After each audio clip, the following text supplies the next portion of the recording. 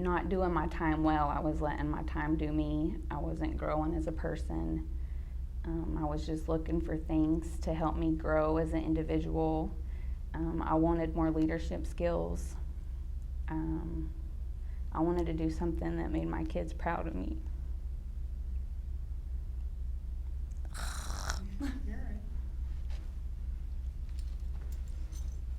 So I worked for recreation, was my job for 2 years. And when we first got the disc, the gym was empty, and my boss let me put them in, and I was in there for 2 hours dancing by myself. And she asked me if anybody would like it, and I said, they're gonna love it. You have to do this. So I think that week we started having classes. I've always had a job, I've always worked, took care of my kids, but I've always also sold drugs and been busy in another world. So I want to keep myself busy in a positive world, and I would like to give back to the community that I helped destroy at one time.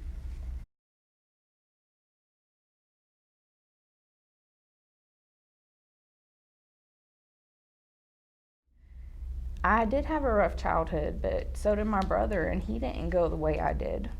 He has a job, he never sold drugs, he has a good education, a nice house. I don't have a record. So it was the choices that I made within myself at that young of an age, at 12 and 13, that started changing my life. The guys I liked, the lifestyle I was living, selling drugs was not cool to me now. But then from 12 to 22, that's all I knew. And I came from a family where my mom was a hard worker, but she appreciated the money that my dad made from selling drugs. So that was all I knew that's how he provided for his family. And me growing up with the mentality that that's okay, that's a very hard mentality to break. That was my core belief. If you're not hurting nobody, it's okay to sell drugs to feed your kids.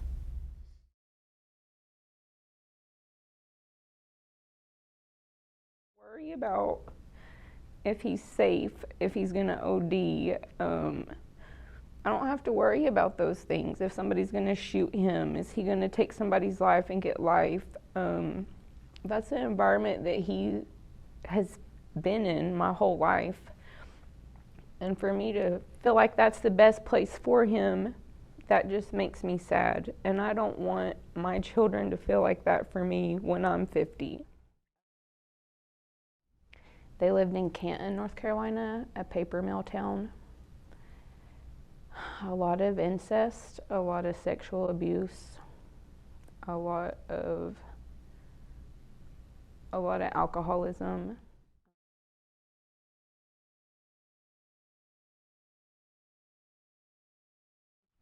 It's a lot, Miranda, right? Look at how much you're holding.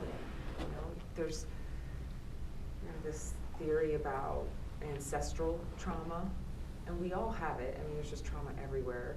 I think it's just traumatic to be alive. You know, just all of our stories, but you're holding an exceptional amount.